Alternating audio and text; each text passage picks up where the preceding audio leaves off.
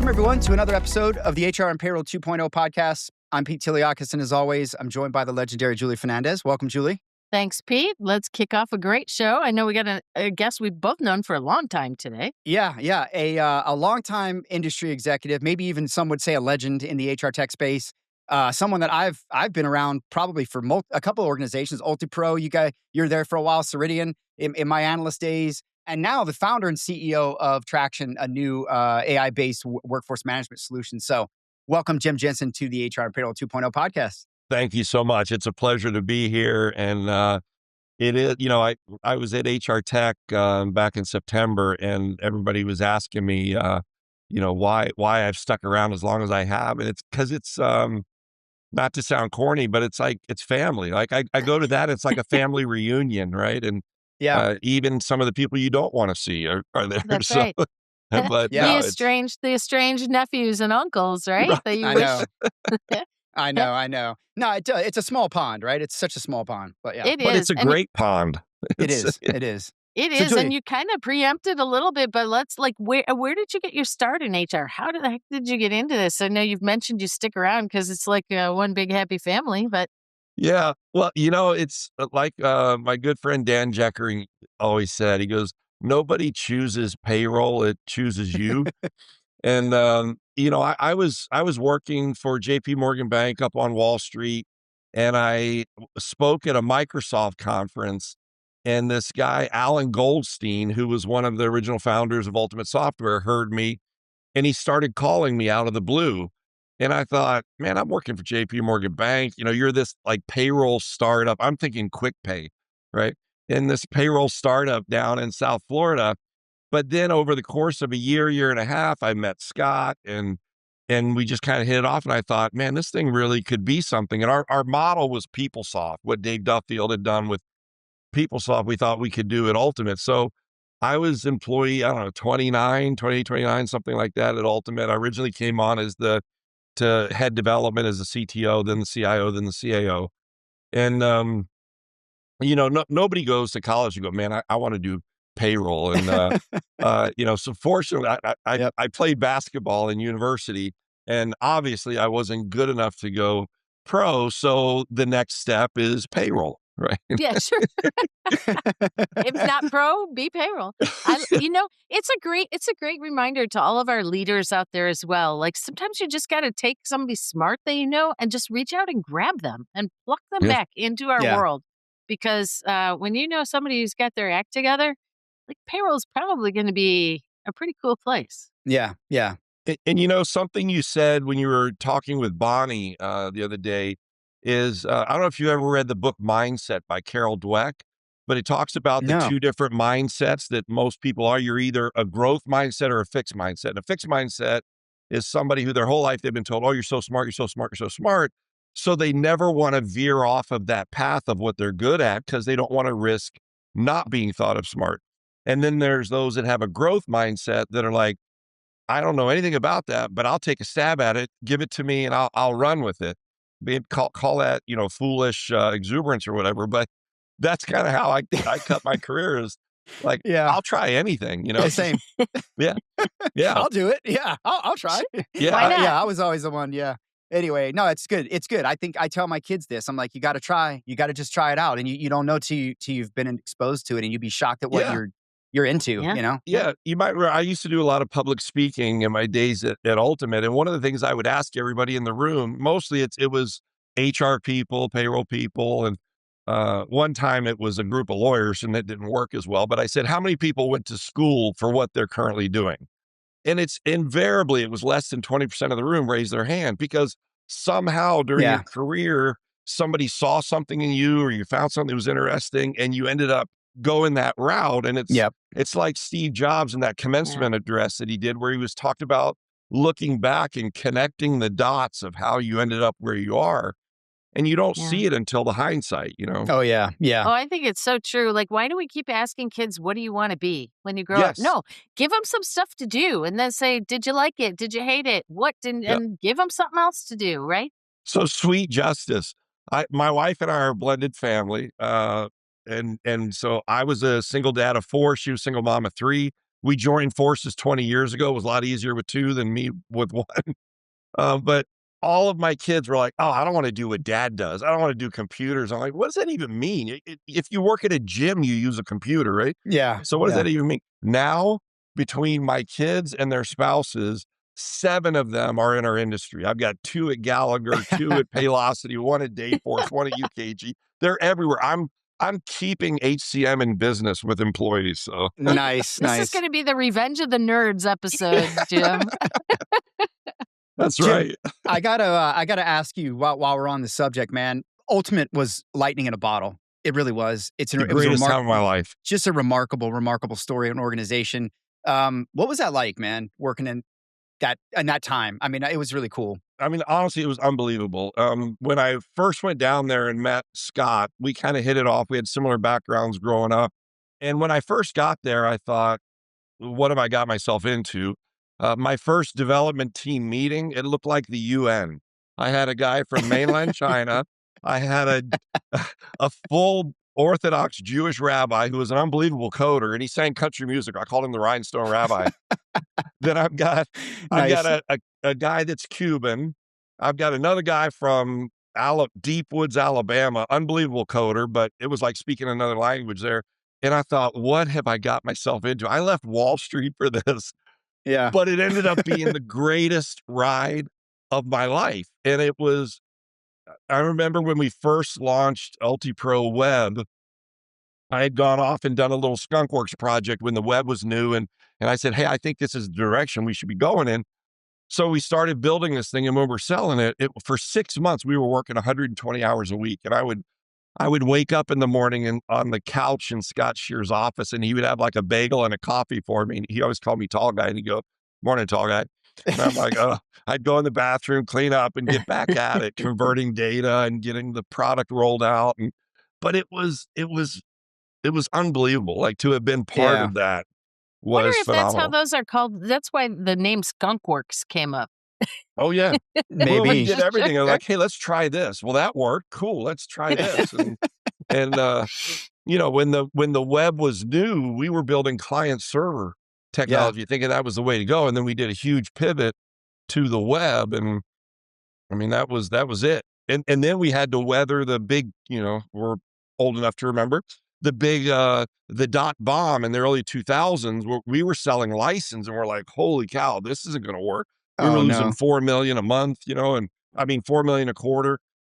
And then we decided to flip the model to SaaS, and we were one of the first ones. SaaS was coined as a term in 2001. We launched it in Yep. 2002, and it just like took off from there. I'm pretty So sure it was the first one in the cloud, to be honest. we One were, of. I think so.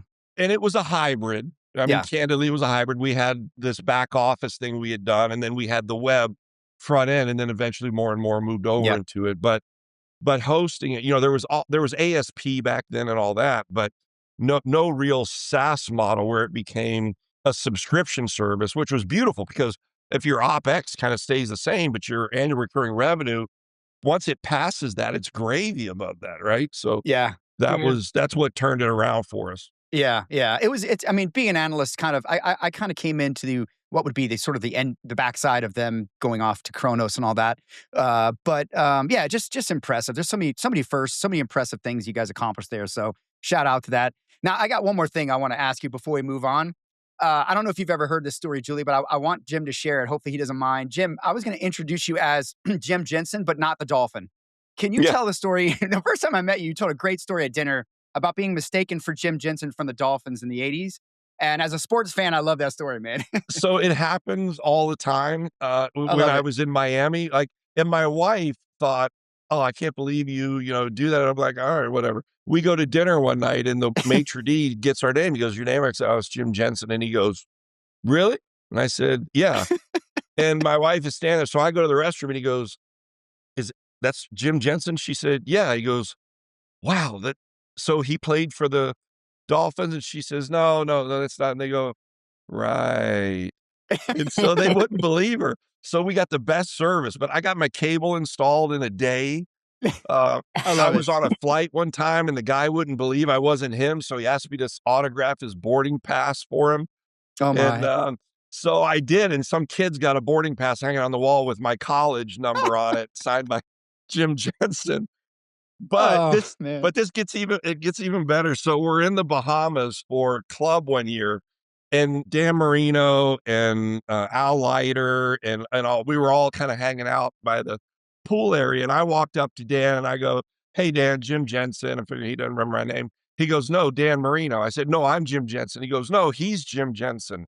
And Jim Jensen was standing right next to him. Oh, I love So it. so I go, "No, I'm Jim Jensen too." He goes, "Get the hell out of here, Jim. Meet Jim Jensen." Holy cow. It's like the Spider-Man meme where he's pointing at each other. Right, exactly. So Jim and I ended up kinda hitting it off, I love it. and now, even his wife can't tell which one of us is talking on, like, Facebook or something. Yeah, yeah. I would have told my wife, "Just go along with it. Whatever they add, just say, Oh, yeah, yeah. that's me. Yeah." Yeah. I Get the free stopped tickets. fighting it, just Yeah, yeah. whatever. I love it. I You love it, were man. We're not appropriating Jim Jensen celebrity. Yeah, before it but was nobody will cool to believe you when appropriate. you try to tell them you're not, and they're like, "Yeah, right. You're just trying I to know. be Sure, you coy." would say that if you're Jim Jensen, right? I mean, Right. it's not me. I love Yeah. it, man. I love it. Well, look, It's fun. I want to get into the market, man, because you have been around it, right? You've seen it. And I know you're out there, you're a new founder. Congratulations on Yeah, Traxxion. thank you. But yeah, man, what's got you excited right now in HR tech? Like, what are you seeing? What's going on, man? What's the pulse from your angle? Yeah, look, not to sound like one of the, everybody's jumping on, but I mean, if we're honest, machine learning and AI had been around for a while, but it's the implementation of it now. It used to be this kind of black science we did in the back end of systems to do things, Yeah. but now it's the end users are using it, which is I use it all the time in what we're doing with Traxxion now. Even just in general, or if I'm trying to come up with wording for something or I'm trying to do some research on something. Yeah. I think the thing about AI though is you have to know what it's talking about, right? You can't I think the rub is when people take it at face value, but they don't understand the context of it, so they just take it and run with it. If you don't understand what it's talking about, it could be wrong. There could be hallucinations in it, and so if you really have an understanding of what it's providing back, you can fact check it and Yeah. verify the information without just kind of running with it. And then, the way we're leveraging it in Traxxion, if you will, is I like to call it assistive intelligence. I, Yeah. I personally don't think that we should rely on AI to make decisions where there has to be accountability because you can't hold AI accountable. There has to be a human element that can be held accountable for that decision. So it's assistive. Think of it like a paralegal to a lawyer, Right. right? Yep. It Yep. can surface all this information. It can do the research. It can find all that. It's up to me now to take that, assimilate it, fact check it, verify resources, and then make a decision based on that information. I mean, I remember John Sumser telling me, man, this was I don't know, 6, 7 years ago. If I remember correctly, forgive me if I'm wrong, John, but his wife was a labor attorney, labor lawyer. And Yes. he was telling me how they were already seeing lawsuits where people were relying on back then AI making decisions about hiring and stuff that was a conflict, right? And so I think again, you can't remove the human element. I don't believe everybody's going to lose their jobs or anything like that. I think it's just a faster way to collect this information to be able to make an educated decision Yeah. about what I'm going to do within my organization, right?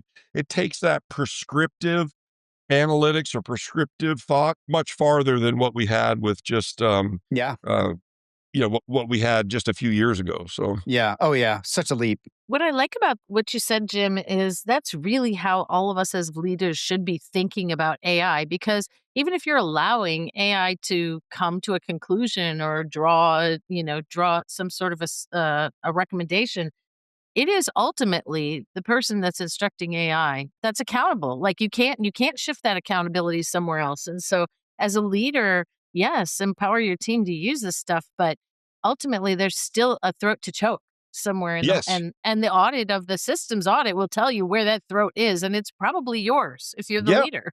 And Yep. remember, it's like a child. It starts off not knowing anything and then you teach it.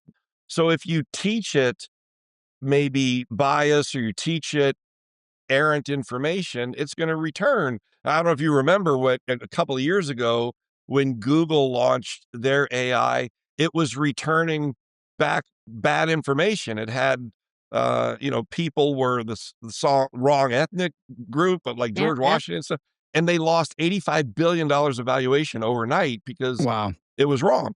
So it's come a long way since then. It's going to continue to improve, but I just don't think it's wise to remove the human element out of Yeah. that. Agreed. Agreed. Especially for HR and payroll. Hey, here's one for you. I don't know if you guys saw this. Utah launched the first in-nation pilot program that allows state-approved artificial intelligence to autonomously renew and certify prescription medications for chronic conditions. I did What not do see you that. What are your Didn't thoughts see on it. that? What are your thoughts on that? Might be Accountability. obviously the first ever. Yeah. Yeah, there could be fatal mistakes there, right? Right. Right. And so how do you hold AI accountable for making a fatal mistake? Because the data, the history, the intelligence could all say, for example, my mother, she passed away in 2013. She went into the hospital, said on her chart she was allergic to morphine. They gave her morphine.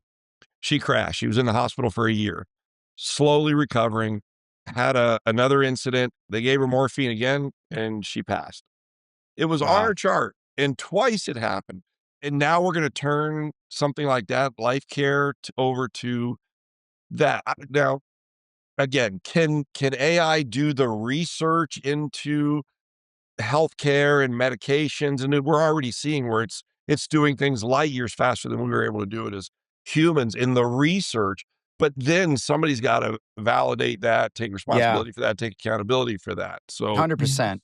yeah, 100%. My mind went to something similar, and it was just more about just the pain med subscriptions, right? Which now have been overprescribed for so long that there's, people who legitimately have kind of a regular chronic condition have to go through a whole bunch of hoops, because of many who didn't have that or didn't need to have it, but the doctors kind of moved that on. And it just makes me think, well, if it's the routine automation, maybe that's fine. It's just they're doing mhm, what the people would do, but could it actually check and find, doctor Yeah. shoppers who are getting it from everywhere? There's good and bad ways to deploy all of this, but Yep. I think Yep. your point is a good one, Jim, and that is there needs to be a throat to choke. And, yeah, like who signs up for that? Where's the fiduciary in benefits terms, right? Yeah. Who's the Yeah. fiduciary of AI, outcomes, basically? yeah, Yeah.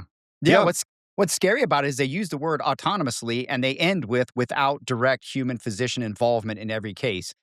I don't know about that, man. Yeah. I'm hoping there's gonna be some involvement, maybe some double check, but yeah, yeah. we'll see. So this is one to watch, I think. I think to Julie's point, I think if the doctor is using that to assist them in making that decision and determination, maybe they're looking at charts and they miss something or they don't see a pattern, right?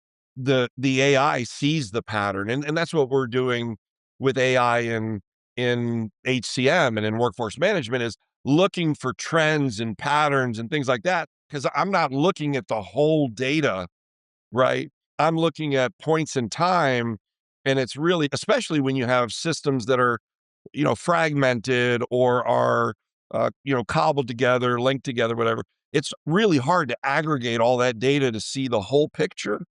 And so, AI could absolutely help with culling those massive amounts of data and Yeah. finding trends and finding anomalies and whatnot, and presenting that up to the end user where they can go, oh, wow, yes, that's because like, let's be honest, in HR, you're all familiar with Visier, right?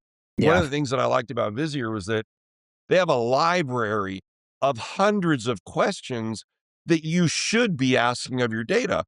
If we're honest, most 2,000 man companies, 1,500 man companies, they don't have data scientists. They don't, they're just Right. trying to get day to day done, right? They want to be strategic and they want to really make an impact. But a lot of times they don't even know what they could or should be asking of the data because it's too big to try to aggregate all the data, make it make sense to Yeah. meaningful, and then call that data for answers or trends or things that are wrong that I Right. can use to because let's be honest, it's at the end of the day, I can have a system collects all the data in the world, but if I can't make sense of that data, if I can't use that data to make Yeah. strategic business decisions in my organization. I just have a big, pretty data Yeah. store. I can get a lot more of it quicker. Agreed. Yeah, Yeah. yeah. Yeah. So, Jim, one of the things I want to talk about, and I know some of the drivers, but I'd just be curious to see your point of view. Like, why has workforce management and all of that source to growth, the build to growth, it's the nightmare part of operations for most companies, especially with unions and things. But like, why has all that suddenly become thrust into the like? It's all I feel like we're talking about now. And I love it. But what's happened that's making this such an imperative right now? So look, as you just said, workforce management is the most complicated part of all human capital management, Yeah. followed closely by payroll. And yet those are the two that tend to get the least respect, Right. right? Right. They More tend to be money. commoditized, right? Oh yeah, just whatever. And why is that? Look at the market. There's hundreds and hundreds of HR products Yeah. and learning products and assessment products. How many enterprise level serious payroll engines are there? 4, 5 maybe? Yeah. Yeah. How many serious workforce management solutions are there? A handful, because it's really hard. And It why is. did they all get scooped up? It's one reason why we launched Traxxion is there was this parting of the seas, right? Kronos, the 800-pound gorilla, the ADP of workforce management, merges with Ultimate. Now they're a competitor to everybody they partnered with. Dayforce started off as WFM, right? David Ossip, one of the smartest people I've ever met, started off as WFM, and now they have a full product suite. They're trying to sell the whole suite. Then you got Swipe Clock. It gets acquired by Iris. You got Workforce Software, gets acquired by ADP. Who's there to fill the gap that's a 100% independent, unencumbered workforce management only? 80% of payroll errors are traced back to poor time collection Yep. and compliance. Yep. So you could have the best gross to net engine in the world, but if your zero to gross engine is bad, it doesn't matter because everything downstream is going to be wrong. Yeah. Yeah. You're So singing my song, Jim. get right. So, but people want to commoditize it. I thought it was funny. Like when Yeah. Workday first launched, they go, "Yeah, payroll, just use ADP. It's no big deal, right?" Yeah. Everybody talks about employee engagement. You want to see employee engagement? Get somebody's timesheet wrong or their paycheck wrong by a nickel. They'll burn the place down. They'll Oh, engage yeah. with you, right? Yeah. Yeah. I talked to one of the big hotels recently. You'd know the name. We all would. And, they told me once, they said, look, our employees don't want to engage with a piece of technology unless they can pick up a shift and make money.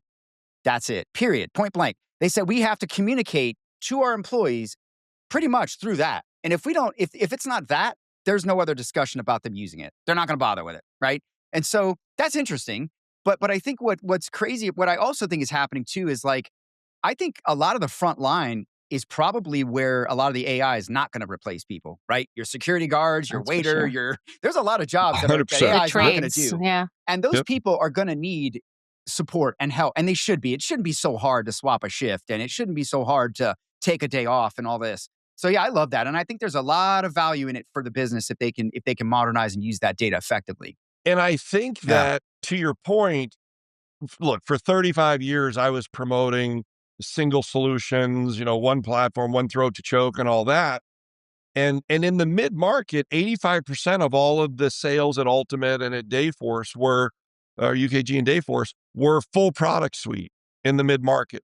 But when you went up into the enterprise where they had resources, it was always best of breed. They would do Workday or SAP or Oracle for HR. They would do iCIMS for recruiting. They might do Dayforce for pay and time. They're doing Cornerstone for learning because they have the resources to handle the aggregation of the data, making it all work together Mhm. and managing those resources. In the middle market, they didn't have that. But with technology the way it is now, it's not reserved just for enterprise anymore. Now, mid-market companies should be able to do the same thing, leverage best of breed solutions, and they should seamlessly connect together through web services and APIs and all that. And I think I liken it to stereo equipment. Back in the day, we used to have all the big stereo equipment. I could have Sherwin Vega speakers, a Yamaha turntable, an Onkyo head, and they all connected together with common interfaces. And they worked as if they were all the same brand of stereo. Yep. And that's Yep. where we should be getting to now. So, I mean, imagine if I could just take my phone, just like I'm talking to Siri, and I could say, "Hey, Traxxion, I want to pick up an additional shift this week. Are there any shifts available that won't push me into overtime?" Yeah. And it tells you and say, put me in for that shift. I want to bid for that shift. Or, hey, I can't work my shift on Friday. Can you put it out to bid for somebody else or see if somebody else can pick it up for me? Right? Things like that are just conversational, right? That agentic AI conversational, that should be really simple. And the frontline worker, which is the majority of our of the employees in the world, in the country, right? When we built these big monolithic systems, it was all about compensation management, performance management, salary planning and budgeting, and succession planning, and all those things that are big, corporate blue collar type stuff. But when you're talking to Subway sub shops, they might have 200 employees in corporate office and they've got 6,000 sandwich artists. And, Yeah. and all they care about is tracking their time accurately, making sure we handle compliance issues, California meal breaks, stuff like that. And I want to pay them as inexpensively as I possibly can and Yeah. just make it right. Hey, Jim, your background, in the full suite for Yeah. so many years, I feel like makes you a perfect person for me to ask this point of curiosity. How have you seen, and do you think it will change the full suite folks saying, great, I'll take time from point solution, best of breed, whoever it is, XYZ, but do I need to have my module because that's where the data gets stored? Should you be required to have the workforce management module of your full suite in order to be able Yeah. to leverage your point solution or not? What has been the history of that and where do you see that going? Good question. So when you look at UKG right now, they merged with Ultimate 5 years ago. Up until then, Kronos's products were standalone, and every partner they partnered with, it was export punches and import it into the payroll system, validate the punches, and then push it into the batch tables and then calculate payroll, right? So here we are 5 years later after the merger, and that's still the way it works at UKG. The punches get exported, you import them into UltiPro. Now with Ready, it's a little more seamless, I guess, but Yeah. with Pro, it's not. It's still handled the same way. So in most cases with WFM at least, it's still this manual process of moving files. Now we're doing it through web services now, which makes it much easier. And we pull all the reference data through web services into Traxxion, and then we push the punch data back into. You still have to put it in the time clock import tables because you got to validate all the pay codes and earn codes and all that kind of stuff.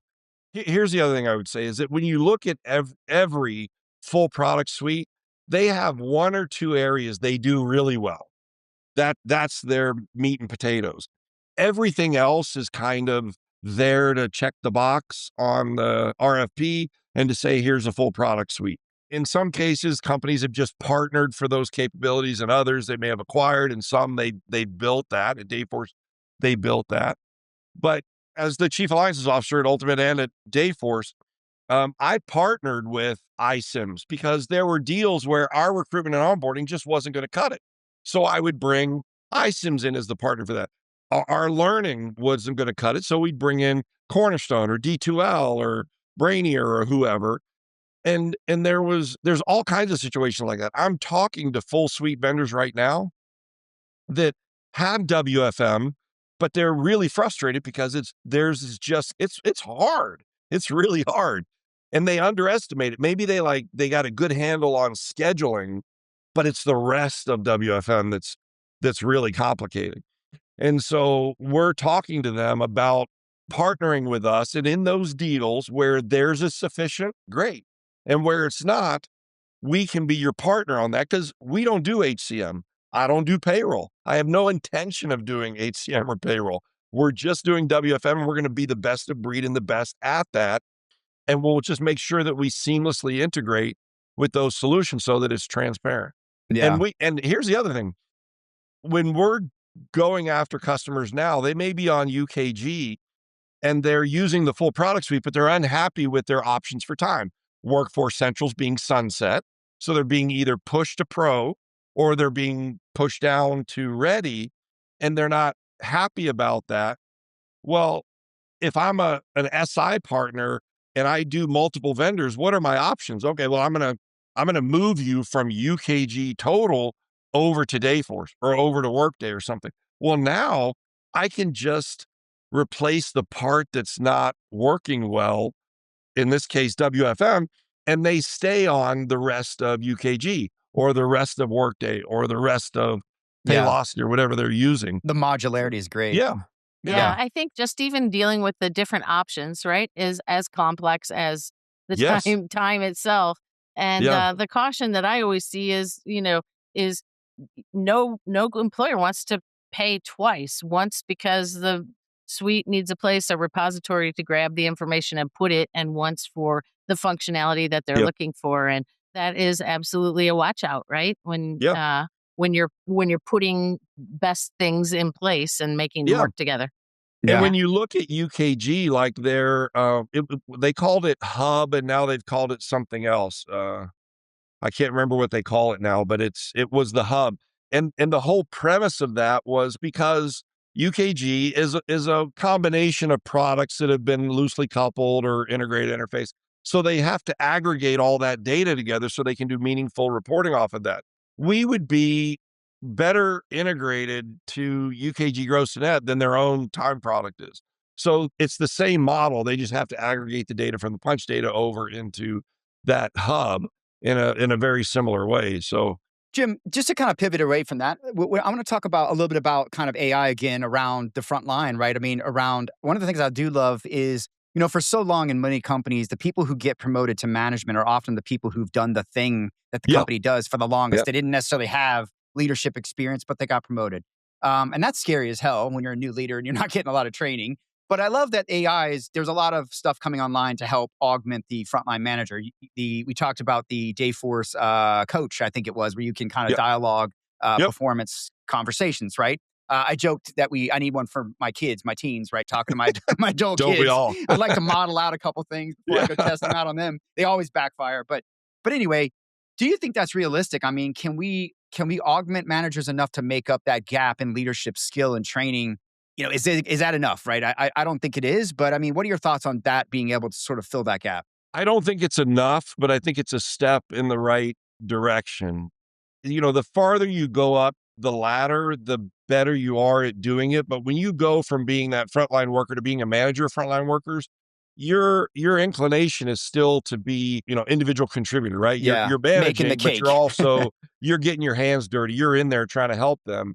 And so to separate yourself from that and do those other things and try to focus on the development of my people and all like that, that can be a challenge. And I mean, it was a challenge for me. I was always kind of hands-on. I wanted to be in there and in the fight and in the mix. I didn't just sit back and crunch numbers.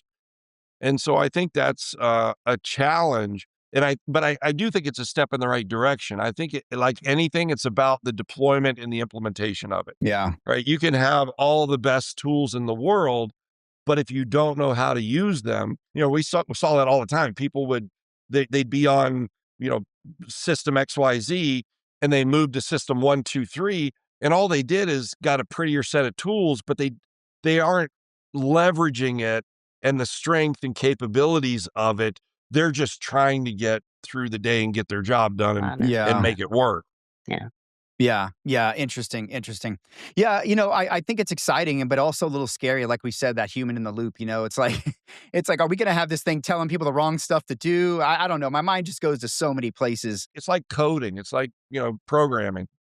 It's programming is very binary, right? And Yeah. when you have constraints and you have rules, it makes it a whole lot easier to implement that. But where you have to implement judgment calls or you got to kind of stew on something to make the right decision there, I think that's when AI will fall short, because AI can't always take into consideration extenuating circumstances that are Yeah. happening.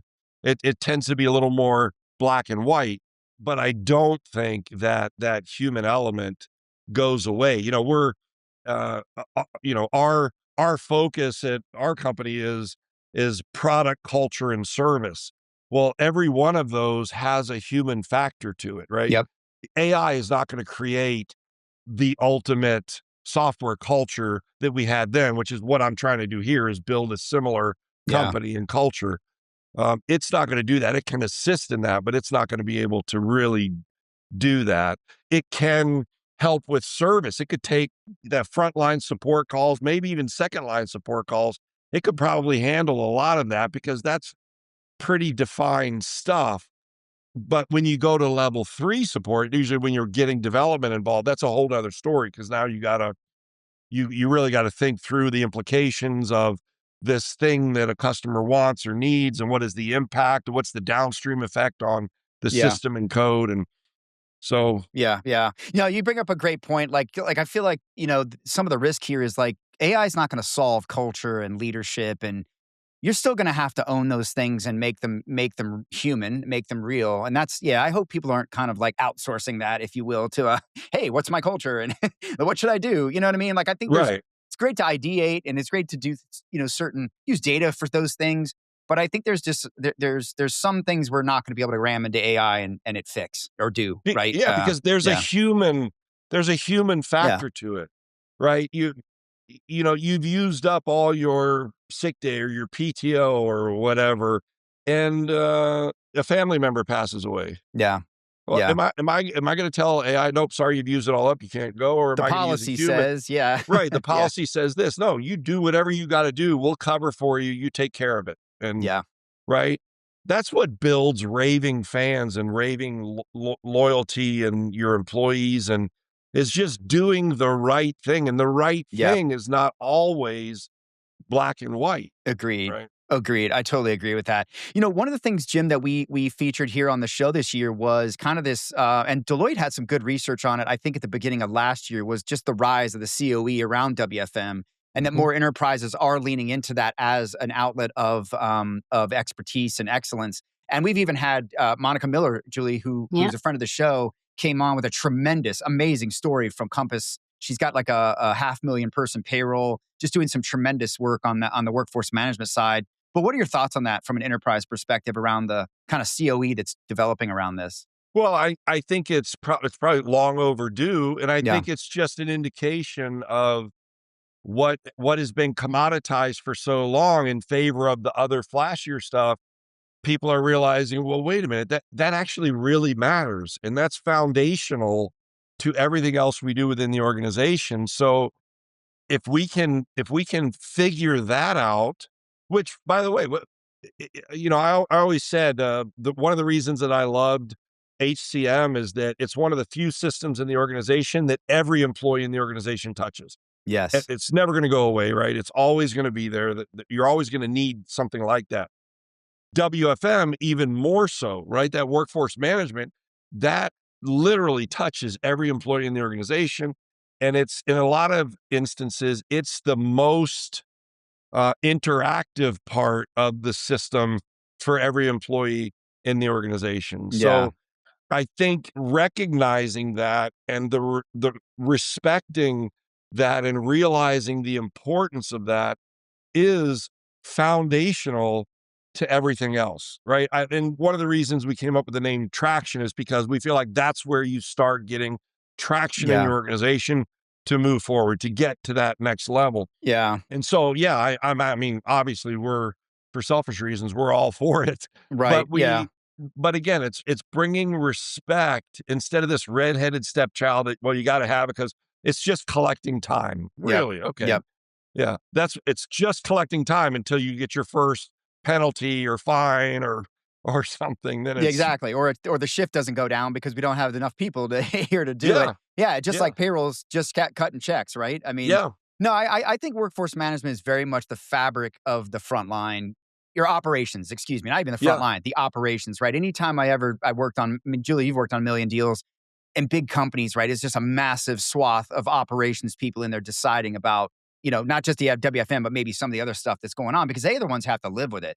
They're the And ones that have to for actually make frontline employees, yeah, that is their experience with the company. That is exactly. their culture with the company, Yep. is WFM. How easy is it for me to manage my life, my schedule around in that system, to be able to pick up shifts and Yep. offer a shift bid out, uh, or no, and look, am I going to get into overtime? Am I going to get into trouble? And what's my pay like? Early wage access. Yeah. Early wage access, with Dayforce, they had the real-time continuous pay calculation, so it makes it easier for Dayforce Wallet. But with all the others, earn in and daily pay and keeper and all those, they all rely on time data because there's an algorithm. They have to go back and look at your average time data and stuff because what you work last week doesn't guarantee you that many hours you'll work the next week, right? So they have to look at that, be able to calculate out what amount or percentage of what we're estimating you're going to earn over the next period or something. And then we're going to give you early access to a portion of that and be able to track that. Well, that's all reliant on accurate time data. Yeah. And then you take into consideration unions and collective bargaining agreements and things like that. It's messy. It's It messy. gets messy and it's really complicated. You're right. If it can work, and hey, all the outcomes are fantastic that we've talked about, but not only that, the data that's there, huge opportunity with that data to get paired with Payroll's data and other data, right? There's just so much going on in that part that I think is super awesome. But look, Jim, I want to kind of it's funny. I want to actually add this anecdote, Julie. You might appreciate this. So my kids obviously are all, they're working or whatever. They're coming home with their HR questions, right? In their apps. And I'm getting to see whatever, ADP and Paylocity and all these other things. And it's so funny because my kids start asking me HR questions. It's like, I'm like, are we bonding right now? You know what I mean? I'm like, oh, I'll take it. Right? yeah. Or, you want to talk HR? Like, open enrollment time was the very first, the very first, and they'll sit down and spend a couple hours to figure out what the heck they're doing, right? So I got to tell you, my little daughter, she's 17 now. She has 2 jobs, right? She's a working gal, right? She works kind of the school. She gets out of school, she goes and works in the office with my wife at her transportation company, and she does a lot of different things. And then she goes in the evenings and she works some nights, just occasionally. She works at the local coffee shop. And Julie, I love this, man. She came home with her first paycheck and she was just like, Dad, do you see how much she was like completely upset about the net pay, gross pay. And I'm like, the realities. That's the first thing I did with all of my kids. First paycheck. And, what do you think you got for this? She was what protesting. do you think you got for that? She was not having it. She was like, who is getting this money? I'm like, well, sit down. That's a great question. Let's talk about this. Because she was like, is this going to happen all the time? And I'm like, yeah, for the rest of your life. Here's a question, though. As she starts out, is she still punching clocks and using time clock hardware? Because we've had geofencing, we've had all these other tools and things, but I feel like it's not quite enough to cut the cord for a lot of employers.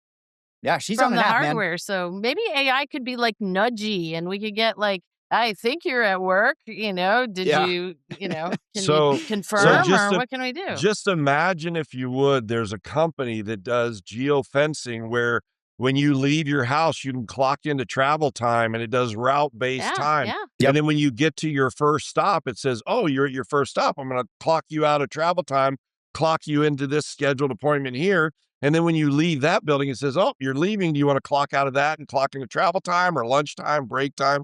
And it tracks you to your next one, right? Yeah. And it does it for you. Yeah. You just confirm what it's assuming for you based off of the geofencing. Well, Jim, back to the very first thing you told us about, about assistive intelligence. Why is it so easy for operations managers to say, I don't know, can I 100% rely on, all of those different punch points and that data? And yet they'll let it, draft their strategy for 2026, Like there's a little bit of a disconnect there. Yeah. Well, we were talking to a prospect the other day and they said, the geofencing is useless. It goes to the clearest cell tower, which is a mile away. I'm like, well, that's not geofencing.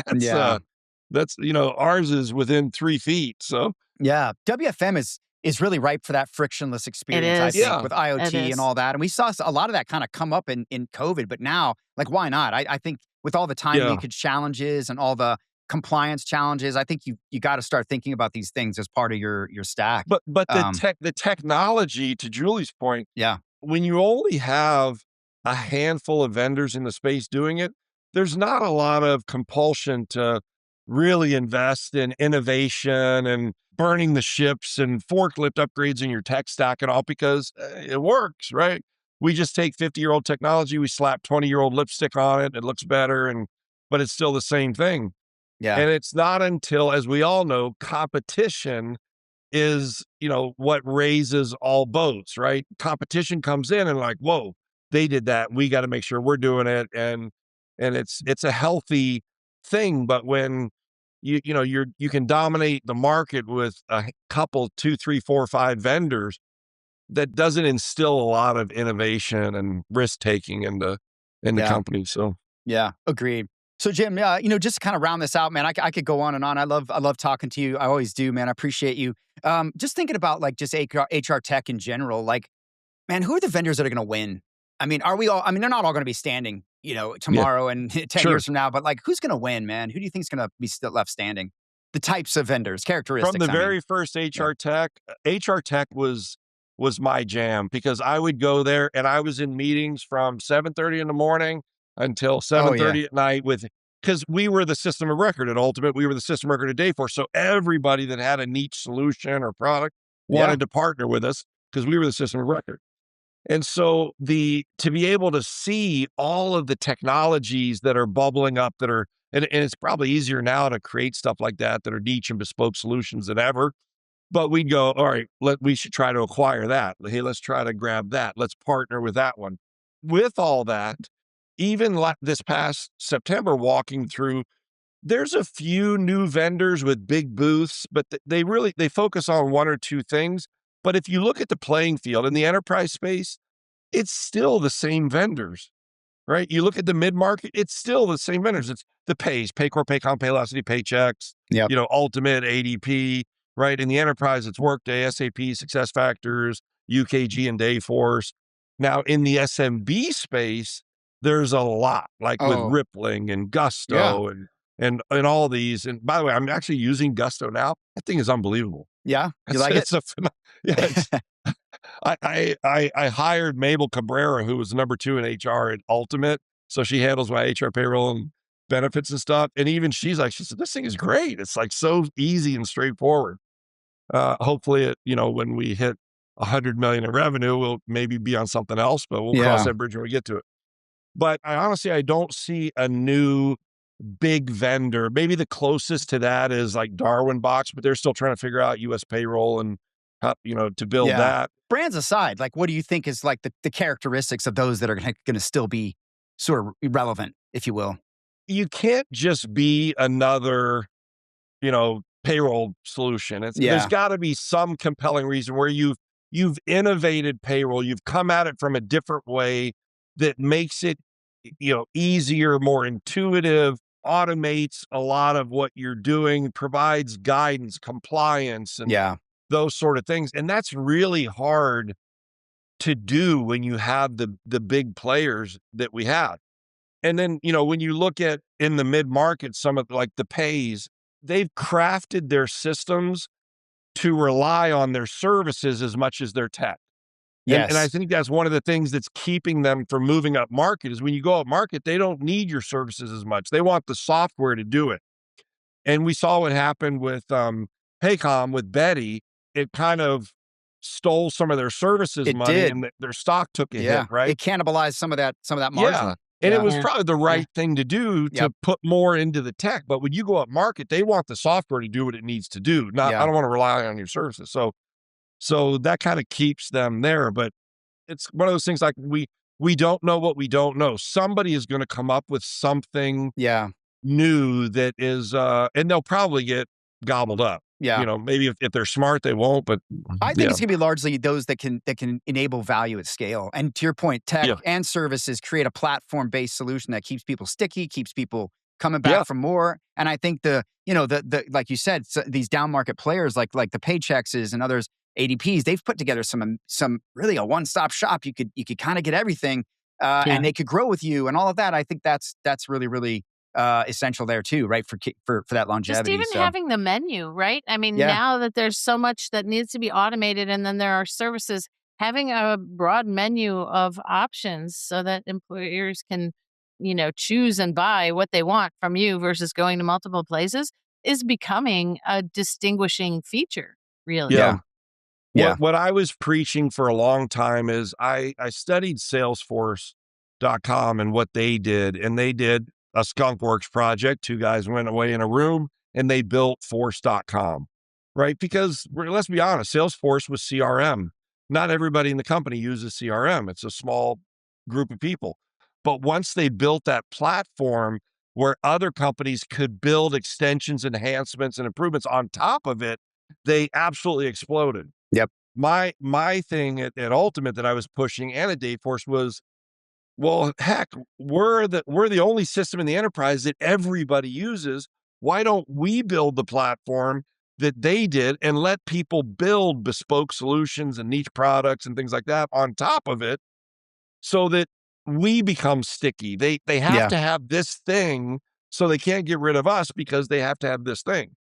And I've heard rumblings of it. Workday's looking at doing it, and I guess Dayforce now is looking at doing it, but I haven't seen anybody actually do it yet. Yeah. I think Workday's trying to do a lot on the extend and the build and giving people agentic tools and agent tools and that sort of thing. So yeah, it's here, right? I mean, and my thing is everybody's battling for the front door, right? Everybody's talking, we're the front door to the experience. That's going to be interesting to see when we get to a point where it's all conversational and it doesn't matter what the system is. I think who we're going to find out is the front door is who employees prefer to go and talk to, right? Whoever's AI they like to talk to the most, maybe. So yeah. Yep. The employee experience. Yeah. Yeah. I appreciate you, Jim. Thank you so much, man. This has been so good. How do folks get in touch with you? How can we, where can we get connected? It's real simple. It's Jim at Traxxion.ai, TRAXXION.ai. Nice. Jim at Traxxion.ai. And I'm on LinkedIn, and you can get us off our website. If you see me, I'm 6'9". I'm like a walking lighthouse. So I You know. are always easy to find in a crowd, Jim. Right. I appreciate that. Oh man, yes, exactly. I'm jealous because you tower over and you can see things I can't. No, I appreciate you, man. I appreciate your wisdom. I appreciate you sharing with us, and we'll share those links. I'll share your LinkedIn. And congrats on the new company, man. I'm excited for you. I think it's a great time for this. Thank you so much. And and I appreciate you all's your friendship over the years and the camaraderie, and that's like I said, it's just like a big family reunion. Absolutely, man. Absolutely. Well, all the best to you. And thank you to everybody for always listening and sticking to stay with us. We'll be back again soon.